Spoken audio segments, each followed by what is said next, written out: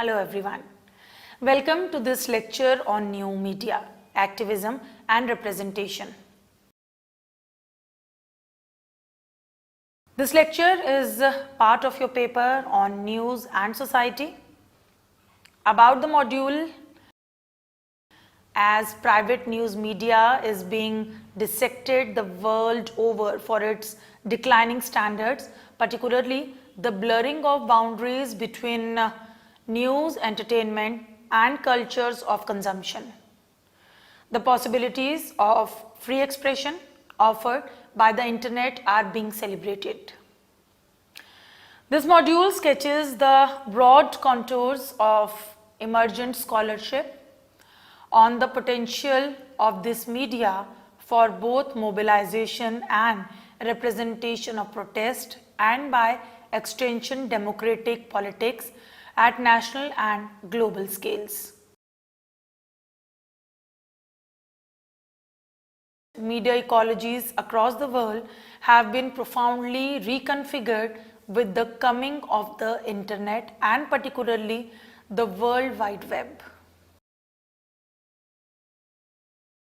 Unlike the mass media, wherein the dissemination of information is one-sided and controlled by a small number of gatekeepers, this new media allows ordinary people to both consume as well as produce information as also to connect to each other.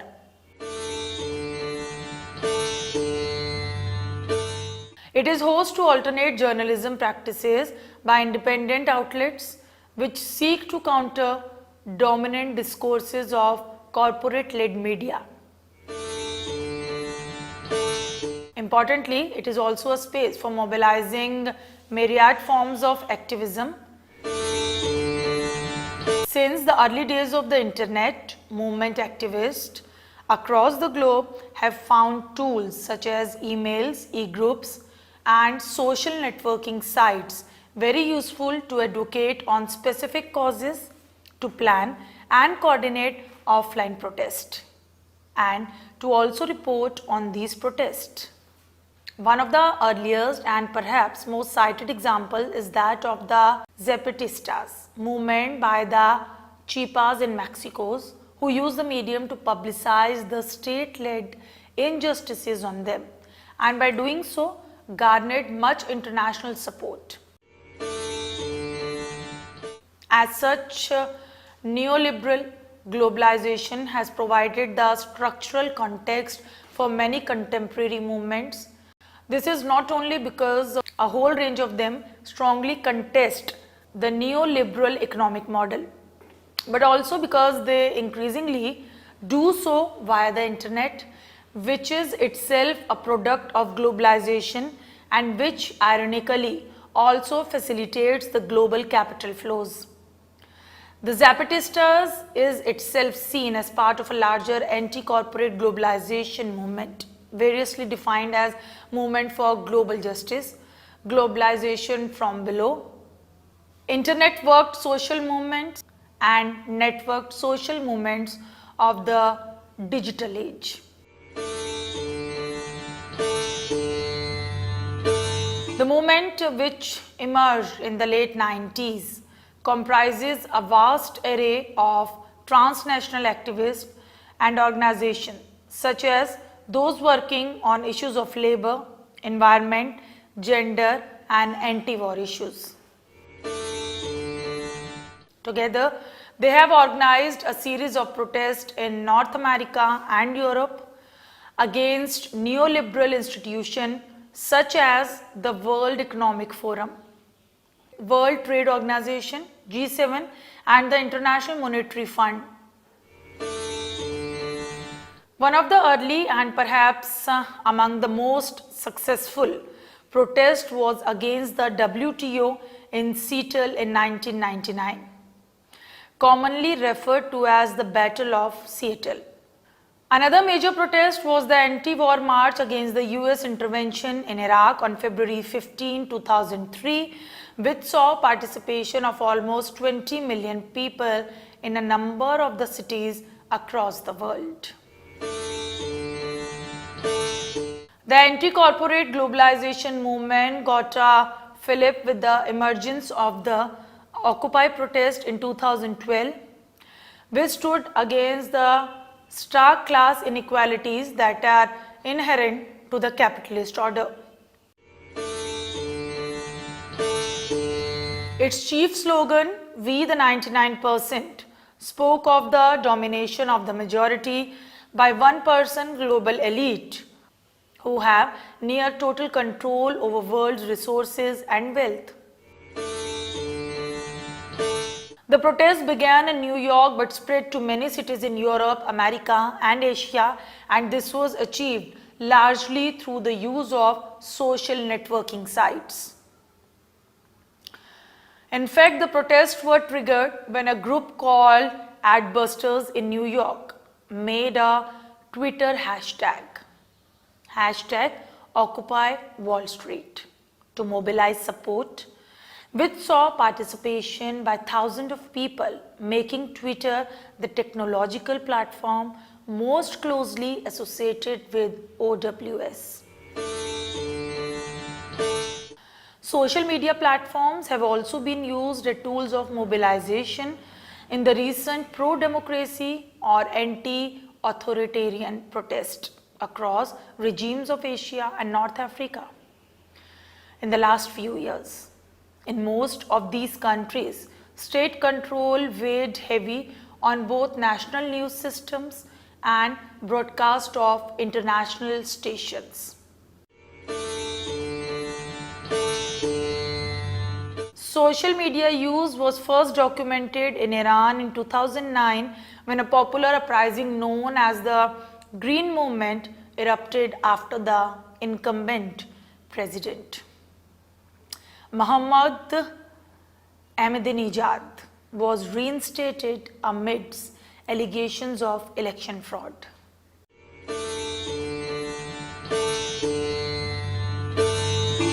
Here, young people use sites such as Facebook and Twitter to coordinate street protests, which lasted for weeks.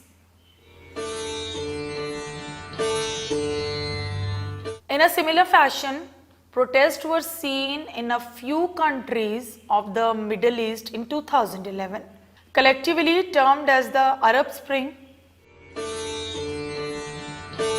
It all started in Tunisia when a video of a man immolating himself went viral on YouTube and became a catalyst for release of mass anger against the corrupt and oppressive regime. Young and old came together and captured the street for days together, following which the president stepped down. Soon, this revolutionary mood shifted to Egypt, where also popular uprisings mobilized through online and offline fora led to the president submitting his resignation. Many scholars have over the years documented the growth in social media use in these countries, which helped build a culture of resistance despite state attempts at censorship and threats to online activists. For instance, prior to the 2009 protest in Iran, the country saw massive growth in blogs, which became a medium of self-expression, debate, and exchange for young people, including women. Similarly, Egypt also had an active blogosphere. In 2008, Egyptian scholar Mona Elathoy discussed how social media use by young people had the potential to bring about a radical political change in the country. She wrote, "The Middle East today in 2008 is full of young people. The majority of the region's population is below the age of 30. Paradoxically, their nation's rulers are all old, having for years fought off any potential alternative leaders, creating a political vacuum into which those young people of the region are increasingly stepping. The internet, blogs, and social networking sites now give voices to those most marginalized in the Middle East today, young people and women. Generation Facebook might not be able to change their regime today, but in building communities and support groups online, they are creating the much needed middle ground that countries like Egypt desperately require.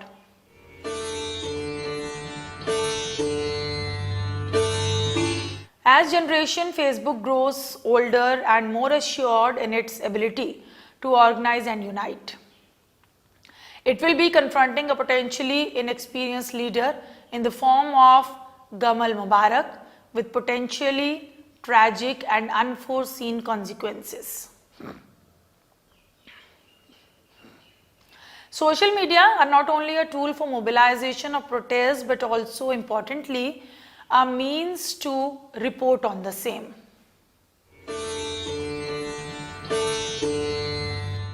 As such, online journalistic platforms are now used by activists to give detailed accounts on these actions to the larger public. For example, the protest against the WTO in Seattle gave birth to the Independent Media Center Network, a news service started by activists in order to counter the misinformation or lack of information by mainstream media on movements. Altogether, what is now increasingly visible is an intersection between offline and online activism. This dynamic relationship has been captured by Fahmy as follows. New social movements with their do-it-yourself approach to information and communication technologies have nevertheless mixed old and new technologies, merging virtual and physical spaces onto networks of alternative communication. This of resistance constitute within these hybrid physical and virtual worlds have created new geographies of protest.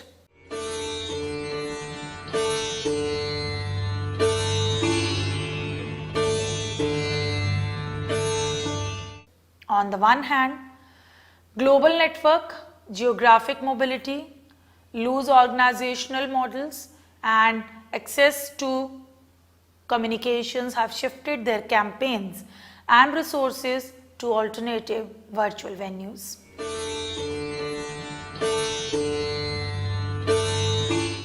On the other hand, as events are reported through websites, blogs, and streams in a collaborative social process, a means of navigation is provided for street protesters.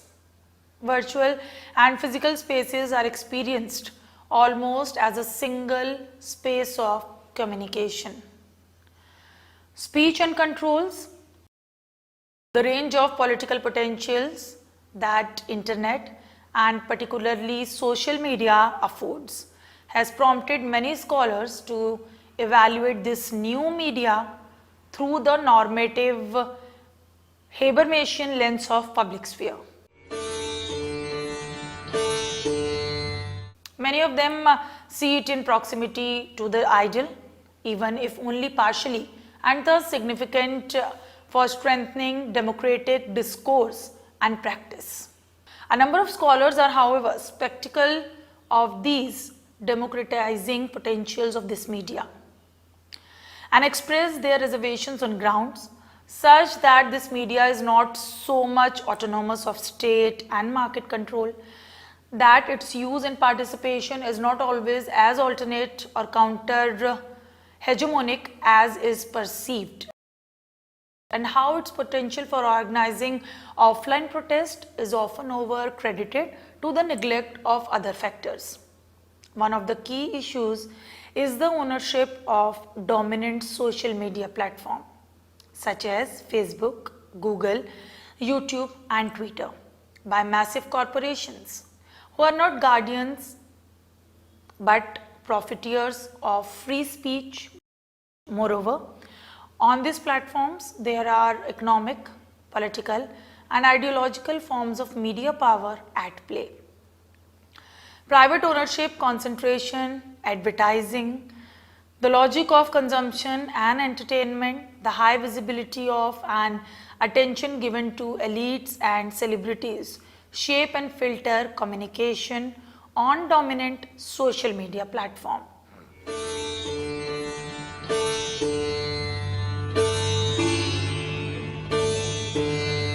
Another critical issue is the increasing state control on this space through surveillance and censorship.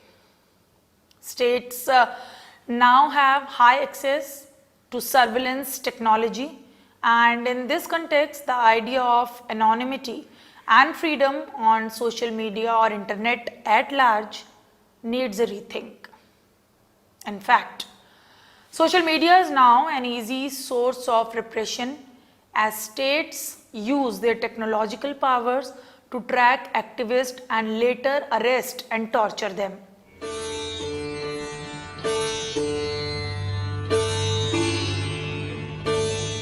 This kind of surveillance and repression was seen, for instance, in Iran following the 2009 protest. State controls on this space are visible not only in authoritarian regimes but also in democratic ones, such as the increased censorship in the United Kingdom following the 2011 riots in the country.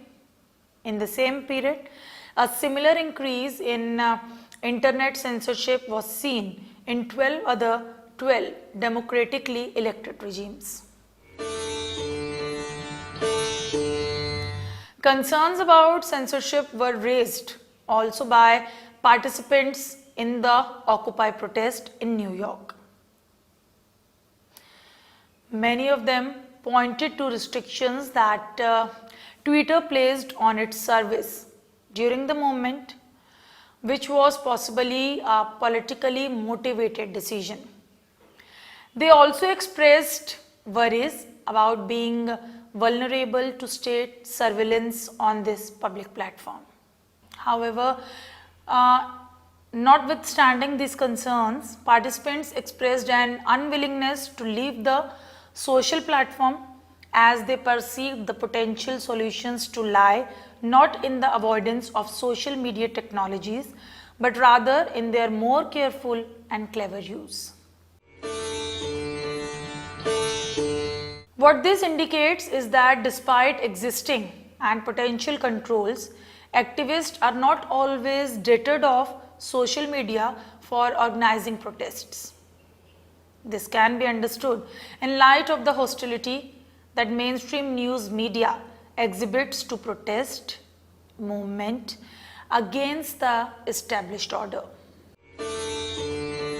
It can perhaps also be explained by an argument that in a heavily censored context, using the internet is a political act in and of itself, a routine rebellion that, while not necessarily overtly challenging the regime, thumbs its nose at attempts to limit information access. The question, however, is whether and how political participation via social media bears on democracy. A number of scholars raise this question and emphasize that in order to evaluate this potential, what must be taken into account is not only who or how many participate, but also the nature of this participation. In this vein, many note the inadequacies in the narrative of the universal and egalitarian nature of online public sphere by pointing to the persistent global inequalities in access, or what is termed as digital divide, existing along gender, class, language, geography, or other categories. Others note that access to information on the internet does not always translate into better democratic outcomes. It does not, for instance, lead to increased political activity or make citizens better informed, and as such increased political activity is not always more democratic or has an impact on political process. Likewise, talking politics via new media is not necessarily synonymous with accessing and discussing subversive content.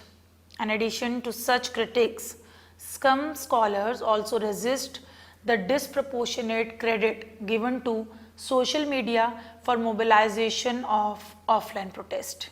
Many of them emphasize that in the sweep of technocentric narratives such as Facebook revolution and Twitter revolution, what is often missed is an analysis of socio-political context, which in fact conditions if and how protests erupt and their impact. As Wolfsfield, Segev and Schaefer note, the nature of the political environment affects both the ability of citizens to gain access to social media and on their motivation to take to the streets. In societies where people have less access to social media or where there is a great deal of censorship and control, it is more difficult for descendants to exploit these new technologies. Even in places that do have easy and ample access to the new media, many citizens may not be angry enough to endure the considerable cost associated with collective action. Herein, scholars also highlight the importance of traditional political work that goes in mobilizing protest, which happens in concrete real world settings such as through face-to-face meetings. Technologies in themselves are insufficient substitute for political strategy, goals and discourse. As an instance, in the Iranian protest in 2009, Twitter revolution did not bring down the regime. Most Twitter feeds during the protest in fact originated outside the country. Also, the protest escalated at a time of when not was the internet speed slow, but also there was an increase in censorship, detention of bloggers and tapping of phones.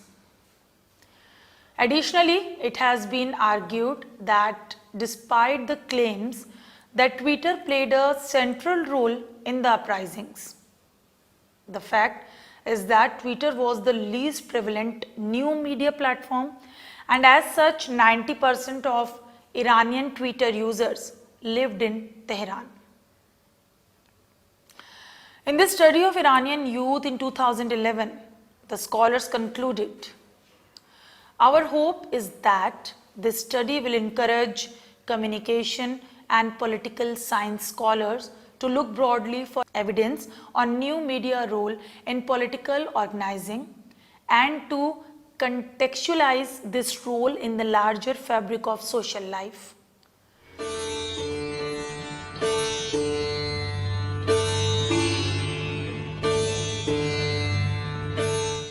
It is studies that attend to the nuanced way in which interpersonal, cultural, and structural factors constitute information flows that can best avoid the tendency to mythologize youth in undemocratic societies and the technologically deterministic narratives where social movements are synonymous with social media.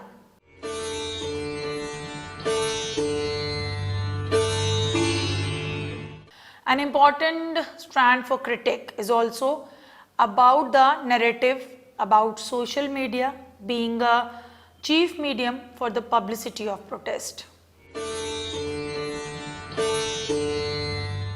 Critical scholars of media emphasize the fact that one cannot undermine the role of the mainstream media in framing and disseminating news of protest at a global scale.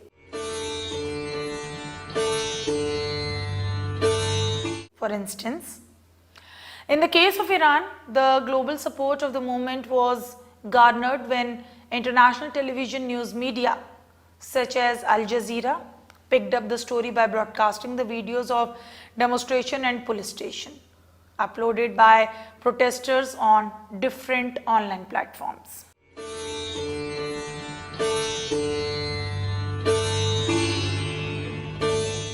The extent interface between social media and mainstream media needs to be thoroughly assessed.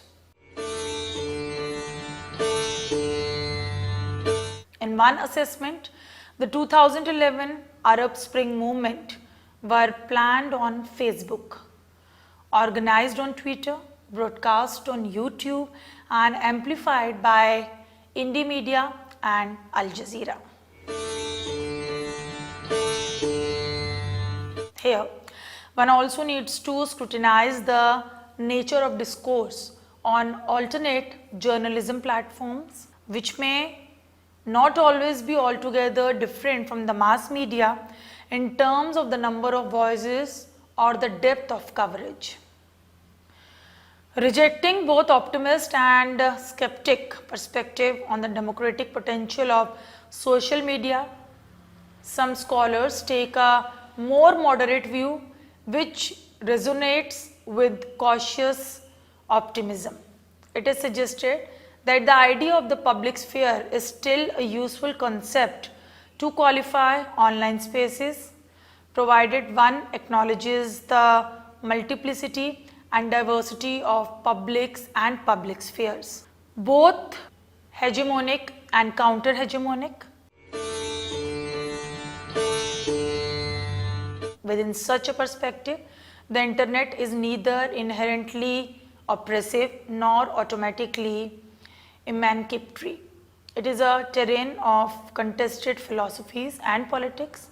It does not necessarily serve either hegemonic or counter-hegemonic purposes.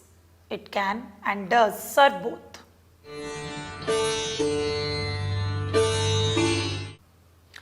Likewise, social or other media neither result in positive or negative consequences. They do not act, they do not make society, they do not have one-dimensional impact.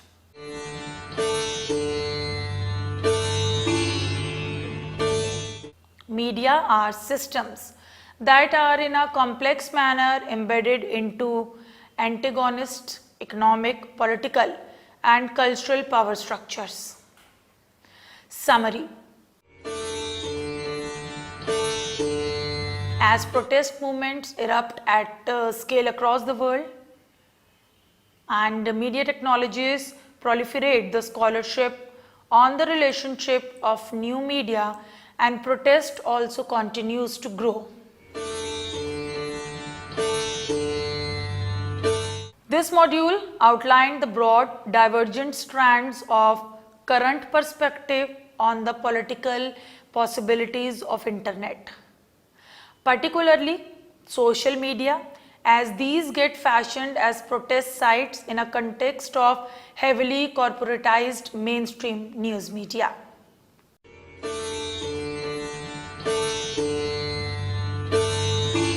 While some scholars celebrate these new media for catalyzing political resistance, others are more critical of these narratives, bringing to the fore account of digital divide as well as state censorship and surveillance. Importantly, such critical perspectives also enclose an analysis of the emergent intersection between new and old media as spaces of protest representation. Thank you.